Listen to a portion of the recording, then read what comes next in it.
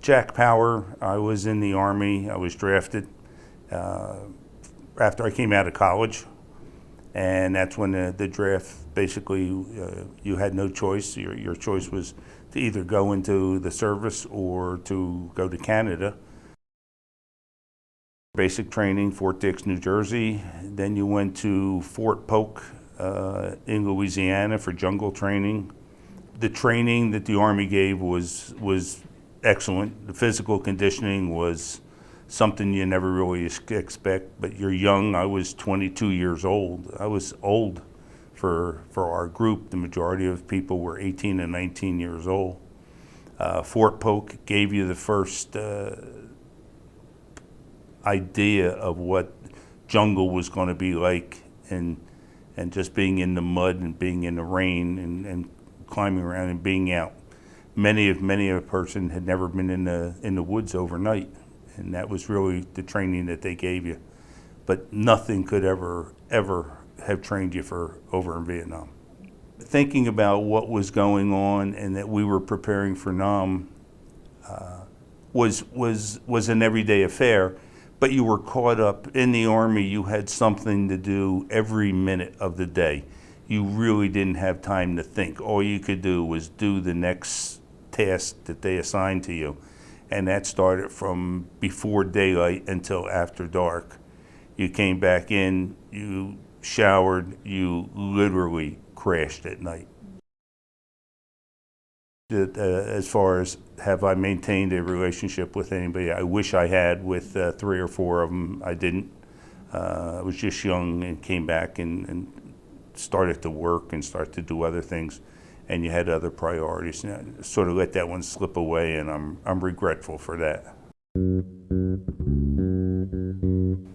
Everything we had to carry with us, our food. If we were going out for 10 days, we had to carry all our food for 10 days. And food was typical Army food, little cans of this, little cans of that.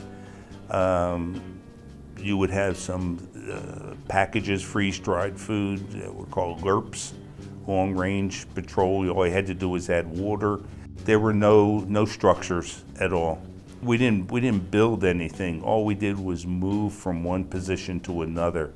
Whatever you were told to do, you had to do. Our feet were bloody, and as you were walking, sometimes you just couldn't stop. My biggest fear, as well as everybody else, was that you would get separated from your small group. I saw it was a terrible situation where we were at base camp, and the Vietnamese children, which virtually have nothing, and you felt so sorry, and you would give them candy bars or you would give them food or something. And one day, 2 of the soldiers that were in our group went down to hand the kids some food, and the kids had explosives on them, and everybody blew up. I think that one, it was a very political war. It was a horrible war. Should have never been. It was politically motivated. Again, my opinion of it. I thought it was useless. A lot of people were killed that shouldn't have been. You certainly grow up very quickly. You learn not to whine about things. And you look at all those people who lost their lives. I went over to Nam on October 13th, 1968, and I came back on October 11th, 1969.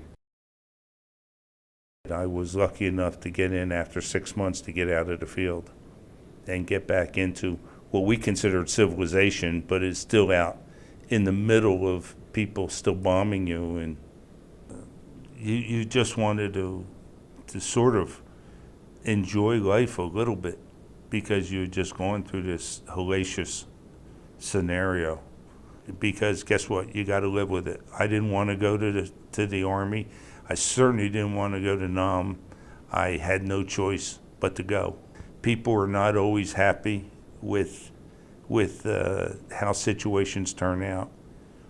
Roll with it, because guess what? You got to live with it. go along with things and just make the best of it. You got a long career, you got a long life, you got families,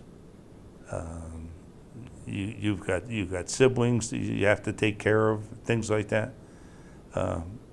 Just look at that half full glass. I have always flown the American flag.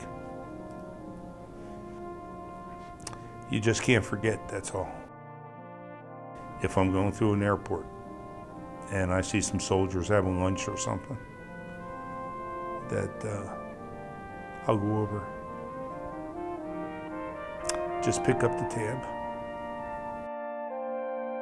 Kids today, I don't think they realize, they don't realize how thankful they are.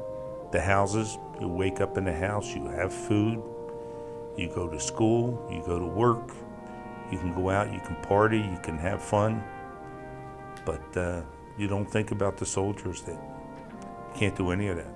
So, tough situation, but it's a must, and thank God for those troops.